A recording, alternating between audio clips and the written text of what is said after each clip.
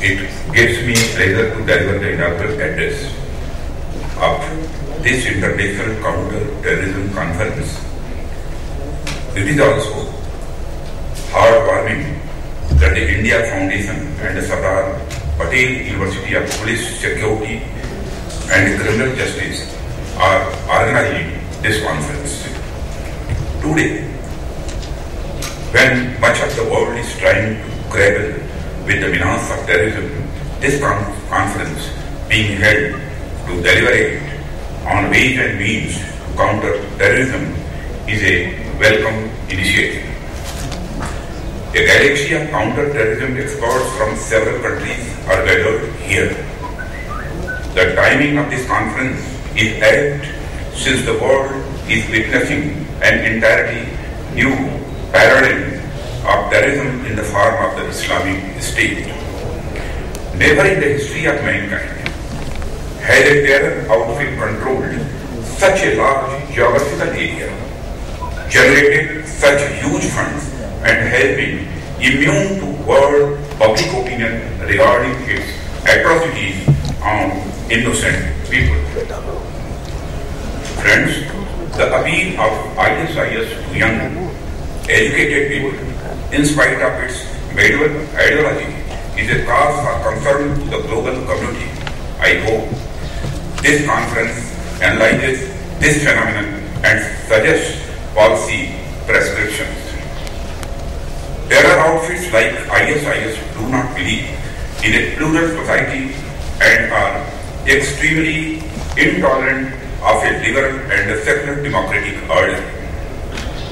They do not accept the fundamental fact that diversity of faith and philosophy reflects the inherent beauty of human beings.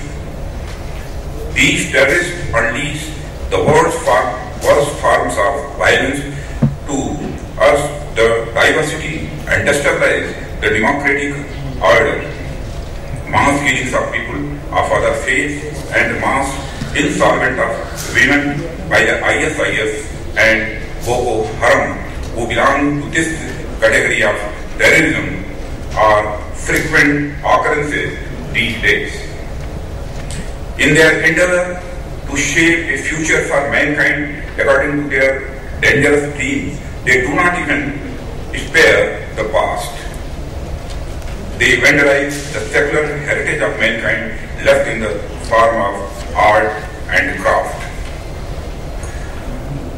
Destruction of Bamiyan Buddha by Taliban in Afghanistan and the pre-Islamic relics of the ISIS in Syria, and making a big spectacle of such destruction by posting their videos on inherent reflect their utter depravity.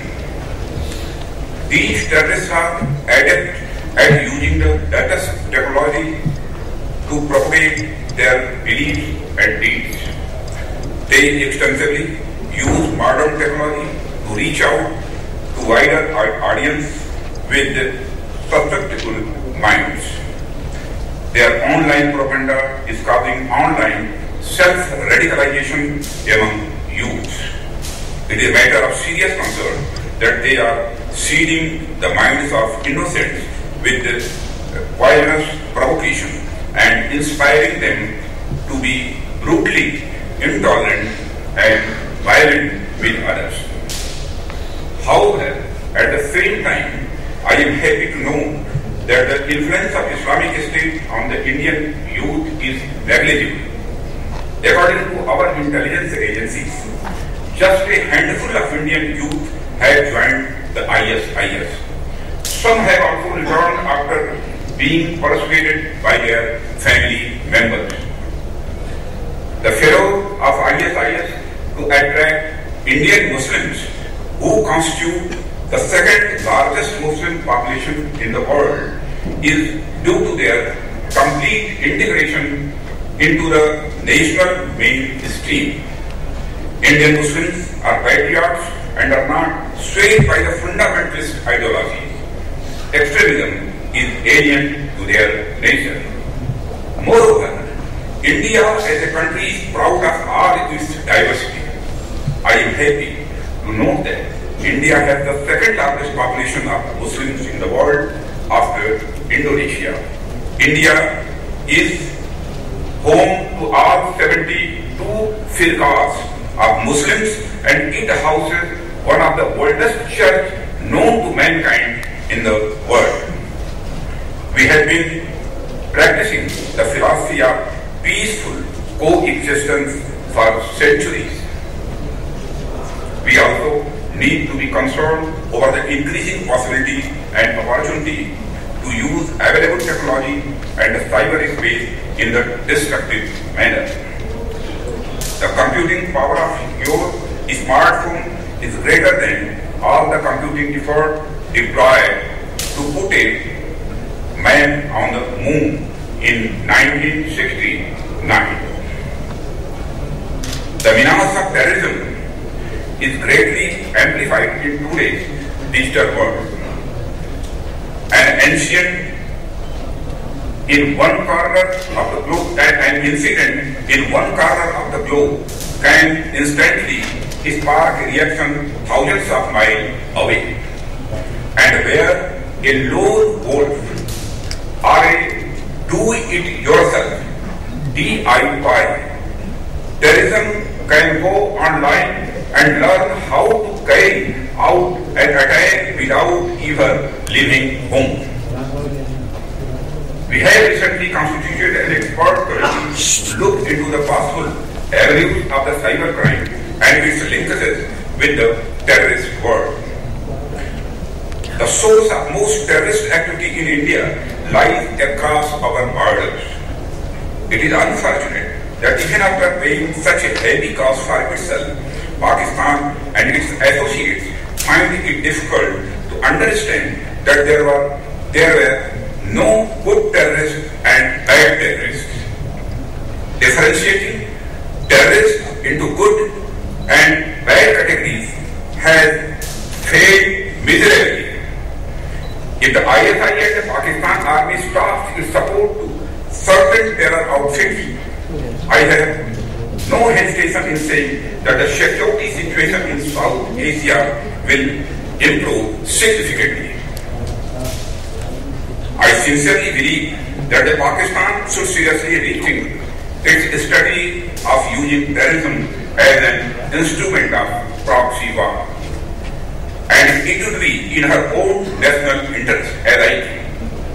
India has been a victim of cross-border terrorism for the last several decades.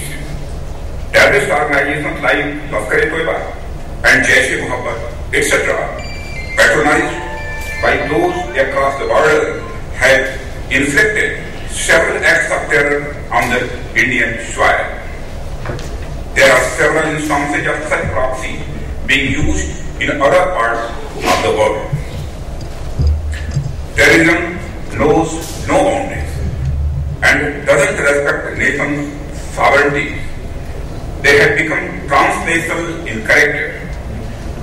They use modern technology to propagate their ideology and perpetrate violence. They are exploring new frontiers to inflict terror, such as cyber terrorism and the use of chemical, biological, and radioactive nuclear devices. Since terrorist outfits do not recognize national boundaries and acts of terror are executed often through networks spread over several countries, there is no alternative to forging international cooperation to effectively counter it. Such cooperations are required in the field of intelligence sharing to preempt terrorist threats. International cooperations are also imperative among the law enforcement agencies of different countries for post-event investigations to bring the terrorists to justice. International cooperation is also needed to build popular opinion and pressurize the countries that use terrorists as their strategic assets. I understand that this conference is also discussing issues related to India's internal security, like the left-wing extremism insurgency, and border management. I will keenly await your recommendations on these issues so that I get a non-governmental perspective for policy formulation. This brings me to the next issue of the role of the think tanks and the non-governmental organizations in positively influencing policy of the government. It is my opinion that the government should benefit from as many stands of opinions as possible to formulate policy. The inputs of security experts and think tanks at present have little or no influence in policy formulation in India. I want this to change. I feel that the government should benefit from our expertise and knowledge. Also, the think tank have an important role in developing strategic culture in India by aiding informed discourse on national security issues. Hence, I once again welcome this initiative of the Rajasthan government, India Foundation, with the Rajasthan government in partnership with the India Foundation. Isn't it? Yes, sir. Finally, I am given to understand that one whole day is devoted to discussions on the global terrorism. This is important since the lines of local terrorism and global terrorism are getting blurred. In many ways, international terrorism today is the unintended outcome of the process of globalization. Hence, all countries should be aware of the developments in this area, which is bound to affect them in some way sooner or later. Also, this brings me back to my earlier point that all nations should be on the same way to tackle terrorism, and there can't be any discrimination in this regard. With these words, I wish this conference all success. Thank you.